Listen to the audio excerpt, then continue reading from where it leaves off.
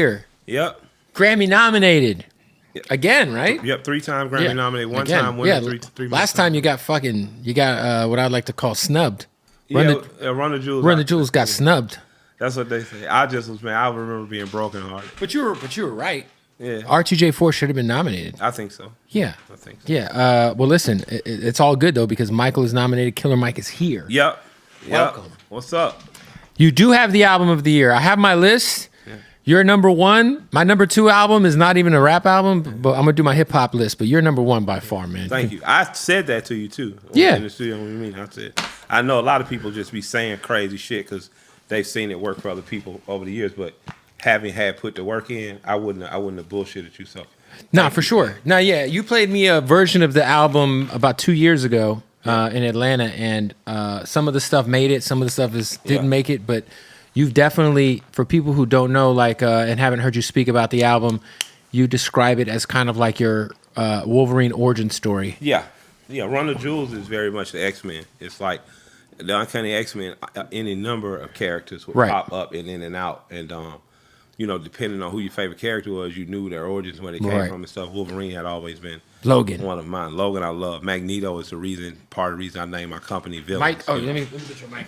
Yeah, Magneto is part of the reason I even call my company Villains, because I believe villains aren't necessarily bad guys. You know what I mean? They just have a different agenda in terms of solving a big problem. But all that to say, Run the Jewels, man, rest in peace to Lola, you know what I'm saying, Gangsta Boo, Zach De La Roca, Josh Homme, Mavis Staples, 2 Chainz, Big Boy.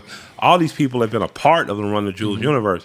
And I realized that my character, Killer Mike, this bad, swaggering, dope-ass MC that essentially is a 9-year-old kid named Michael, created and built out of his imagination. The story of Michael had never gotten told. People didn't know where Killer Mike came from or why, people interpreted confidence as arrogance and shit like that. But, when you grow up in the middle of hip-hop's, been around 50 years, but it's been giving a lot of kids, a lot of little boys, a reason to hold their chin up and swagger. So, I had to realize that I had to introduce myself to people. And that's what I did. mean, because this is your first solo album since rap music, right? Yes, 11 years, yeah. That's crazy. And for people who don't know, rap music is what kicked off Run the Jewels. Yep. It was the pre-Run the Jewels, Yeah. And it's crazy to think, like, I feel like 11 years ago was 3 years ago. Yeah, it does. It feels 3 years ago. Yeah, it does. But it's crazy. Like, we've had a pretty crazy historical run that you've been a part of with LP, and like, I know you took your time with this project, and I'm just glad, man, that like the Grammys got it right. I feel like a couple of years ago, like, there was a couple of Grammy nominations that I was glad to see. Royce got nominated and Freddie Gibbs got nominated.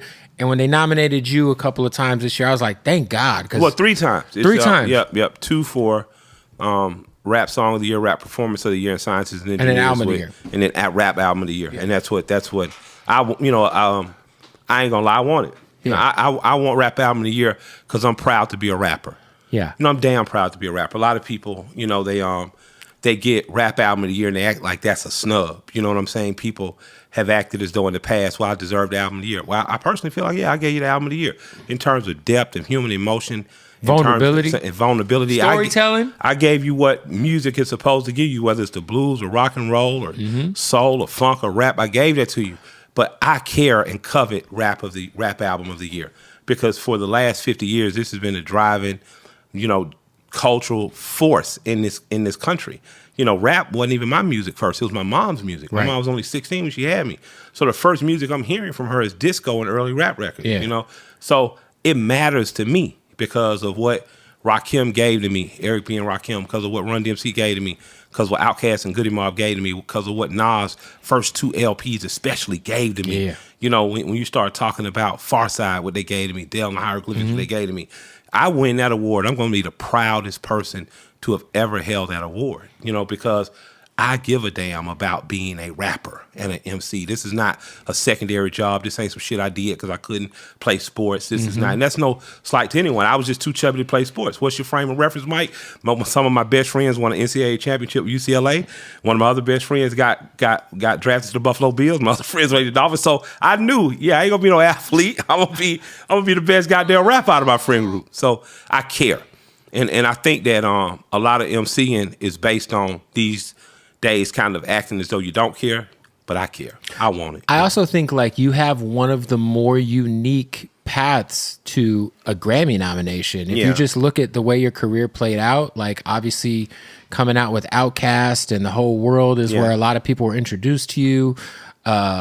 Obviously, you know, your first album was incredible, and I feel like your first album isn't on Spotify or Monster. I don't know. I don't think Monster's. I still ride old school. So how do I listen to Monster? Because I'm pretty sure it's not on your Spotify account. I still ride CDs. I still ride old school. So. But it's crazy. And then you have your grind time rap shit where you're dropping mixtapes and you're dropping records like you're really on your shit. I mean, I first heard Pill through you, and a bunch of young artists out of Atlanta I discovered through those projects.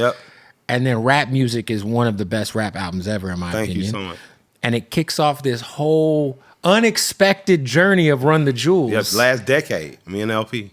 And, you know, in a world in which rap groups, duos, etc. don't exist anymore, you guys have thrived in a way that, like, really it's like y'all and the Migos. Yeah. You know what I'm saying? Shouts out to the Migos.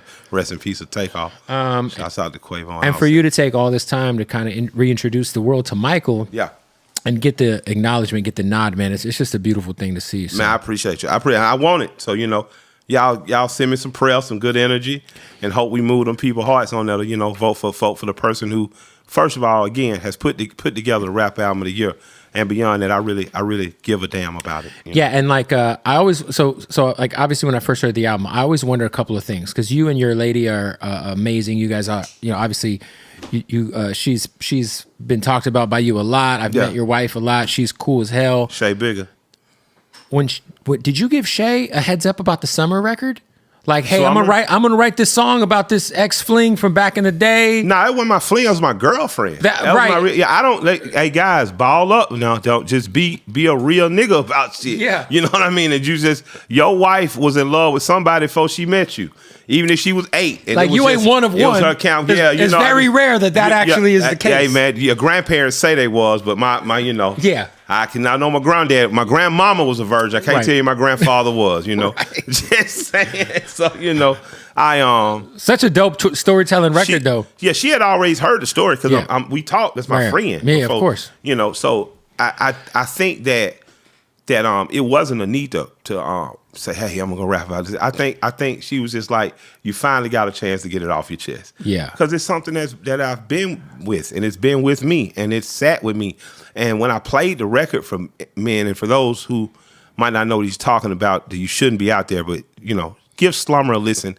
It's a story of me at 15, 16, falling in love with a girl who's a year too younger than me, and us living like adults essentially for 2 summers. I'm thinking I'm trapping on rich. You know, she in the apartment, so subsidized, so it ain't like we got many bills, but we live like adults, and we get pregnant.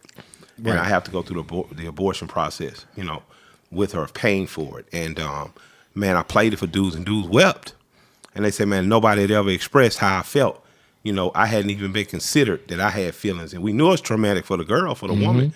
Absolutely it is. And they deserve all the empathy and all the support around controlling their bodies. They deserve. But man, them little boys and the men and these young men that have had to take part in that, there is nobody sometimes to put the arm around the shoulders. I know that was a difficult decision to make. Yep. And I know it's gonna stay with you. Or let me tell you, it's gonna stay with you. You know, you're gonna feel a way about it, you know. And so I was honored to be able to do it, and my wife is glad I got it out my chest, you know. Now she's like, now you can stop talking. Now you can shut the hell up.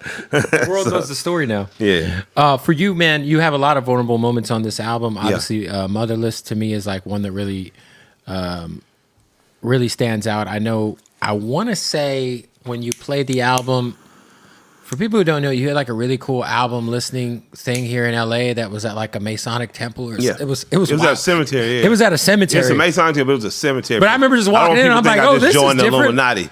Yeah. I mean? Just, like, yo, you joined the Illuminati. That's why you got the Grammy now. Yeah, exactly. We were hanging out with Freemasons. Yeah. But no, I know you got really emotional talking about the record because it's about your mom. You know what I'm saying? Yeah, my girl, man, Denise. She under here. Her and my grandmother. My mother was 16 years old when she had me, and you know, we just grew up together. That was my girl. Right. You know, like that's the first person that introduced me to rap music. Being 16, she's also kind of your friend. Yeah, too. She was like my big sister. Right. You know what I'm saying? That's who taught me how to dance with a girl. Right. You know what I'm saying? That's who taught me how to approach a girl you like. That's who That's who taught me how to take no shit. You know, don't be no sucker. And she wasn't no single mom. You know, I had two dads. You know, my dad, who's biologically my dad, and my dad she married. I had grandparents that raised me, grew up in a man and woman household, raising me and my two little sisters. But me and my mom just shared this special bond and friendship and kinship. And it was around, her saying, I wish I could be soft on you about some stuff, but you're the only boy I got, so you got to be a man. But at her heart, she was an artist. So she encouraged that about me. You know what I mean? So I want to lead a life that makes her proud, essentially. For you, looking at the nominees of Rap Album of the Year. Yeah. The Motherless record, I'm sorry. That record, just to say I got emotional about that record because I miss her. So anybody out there who has a mother, no matter your relationship, check in on her. Cause I think we take advantage of those things. My mom told me, she said, I know you think your grandmother is your mama because she raised you, but I'm your fucking mama. And that's the kind of conversation you have. And she said, and when I go, you gonna understand that. And the day she died, I've never felt that emptiness, and I know it doesn't get filled. And a lot of people don't realize that until that day happens. It's happened. Yeah, I didn't. Shit, she told me. Yeah. I tithe and make my offerings. I got a place in my house where I honor her. But with that said, like, man, I wish I could have said it while she was here. I get it. It's such a beautiful song. It really, that's a record that I feel like could have been nominated for a Grammy. It could have been. It could have been. Should have been. Would have been. You know what I'm saying? Will be one day. Who knows? No, for sure. A remixed album or something. But I just know that I got to cover it all. Album of the year. 100%. And an album to live to. Yeah. I was gonna say, who do you see as if you're looking at the other nominees for Rap Album of the Year? Yeah. I got my opinion, but who do you think is the album you got to worry about? I don't know. I just know that I've listened to them all, and I like parts of all of them, and I respect the artists involved. But what I'm saying is, as I could sit down Drake and Savage, I could sit down Nas, I could sit down Travis, Metro Boomin, and I could sit down with Metro. I said Metro last because he's the producer. He put together Mars. I could put those artists in a room, and I could play my album, and something about my experience in my life is going to affect all of them off that album in a deeply personal way. Right. And you know what I mean? Like, in a deeply personal way. And I don't say that to be in competition with, but just saying I made an album that we all can bleed to. I made an album that we all understand addiction. We all understand the preciousness of a mother. Mm-hmm. We all are black men in North America trying to understand and make our way. I don't care what color Drake is in terms of how people argue about his biraciality and shit. Since he's been coming to America, he knows he's a black man if he's been in Atlanta. Right. He knows he's a black man if he's been in Houston or Memphis. So there's something on here for the worker class, the black man, and the women who love them, for all of us. So I believe that if we sat down at a table, I could have that argument with those men and say, this is why, like amongst the fraternity and brotherhood of MCs at their table, this is why I should. And listen to this, and it'll pierce your heart the same way it's piercing the audience's heart. For sure, man. I think it was almost like a much needed medicine of hip hop. It's like somebody actually is making a vulnerable album to like live to, not to turn up to, not to TikTok to. It's just. Well, I mean, you can still do it all. I mean, the intro of Down by Law made a TikTok. I was like, God damn, I'm gonna have to get in shape. Everybody gym shit was, the journey. And Rico was talking, and with that said, Exit 9, you cruise to. Yeah. This is a record you play, and 56 minutes later, after you drive from here to Pomona, man, I've just had experience. I feel like I saw a movie. Right. This is an album where when you cleaning up your house, by the time the album ends, you done finished that chore, man. Your laundry done and folded. It is a classic album in that it feels good, even the sad parts.